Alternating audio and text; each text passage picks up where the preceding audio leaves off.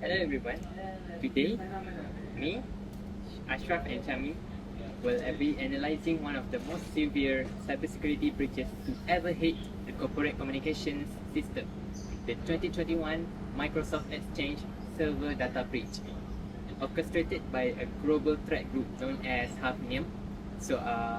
Microsoft Exchange is the global standard for email and calendar management.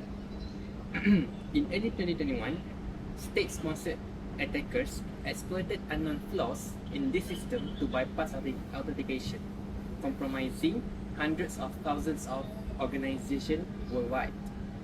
So now let's pass to Ashraf to explain exactly how they broke in. Iman, that Hafnium breach was supposedly the attackers used for zero-day flash stuff Microsoft did not even know about. They call this whole exploit chain proxy network. So for the first question about what vulnerabilities they hit, they mostly use a server-side request forgery or SSRF. That led them trick the server into thinking they were a trusted admin. Once they were in, they used FireWrite vulnerabilities to drop web shells. These web shells were like invisible backdoors, letting them hang out in the network, snag sensitive emails, and run command from afar, all without anyone notice. That was a disaster. Over 250,000 servers worldwide got hacked, leading to a huge thief of intellectual property and private message. To make things worse, cyber criminal group found this web shell and used them to lock down hospital and government network with ransomware. But the response was incredible. Microsoft quickly released emergency patches. Plus, the US FBI took the unusual step of getting court approval to legally hack into private domestic servers to remove bad web shells, saving tons of businesses from more damage. So, how could better protocols have stopped this? Answering our second question, if organization had really separated their admin staff and made users connect through a VPN before hitting the email server, the public vulnerability would have been protected. Totally. And that brings us to our last question.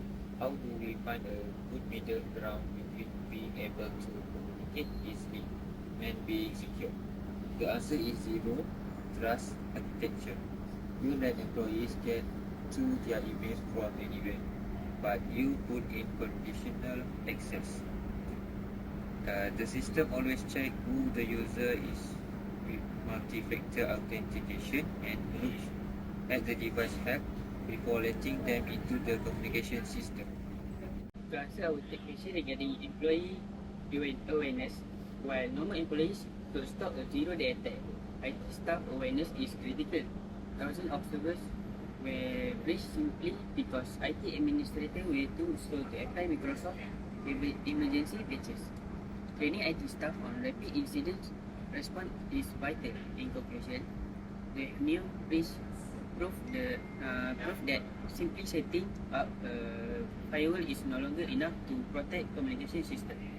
Organization must assume there will be breach, hunt of threats internally, and consider migrating critical communication infrastructure to secure cloud first environment. Thank you for watching our presentation. Our detailed analysis and references are included in the attached document. Have a good day.